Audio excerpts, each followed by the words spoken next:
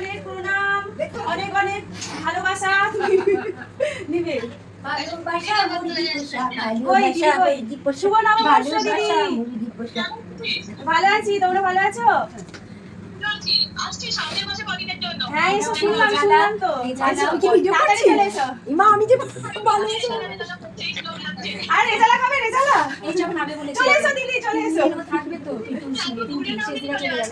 নববর্ষের দিন সকাল সকাল পুজোটা শেষ করে এবার চলে এলাম দিদার রুমে। দিদাকে প্রণাম করব আর দিদার কাছ থেকে অনেক ভালোবাসা আশীর্বাদ নেব বলে। তারপরে দিদার রুমে এসে যখন দেখি সবাই সেজো মাম আর দিদির সঙ্গে ভিডিও কলে কথা বলছে, নববর্ষ জানাচ্ছে। তো সেজো মাম বলতে আমার সেজো মাসি শাশুড়ি, আর দিদি হচ্ছে আমার ননদ। তো ওরা মুম্বাইতে থাকে, তো ওদেরকে নববর্ষ জানিয়ে বাকি বড়দের আশীর্বাদ আর ভালোবাসা নিয়ে বসলাম ব্রেকফাস্ট করতে। পরে কি কি করেছিলাম নেক্সট পার্টে শেয়ার করব। আজ টাটা।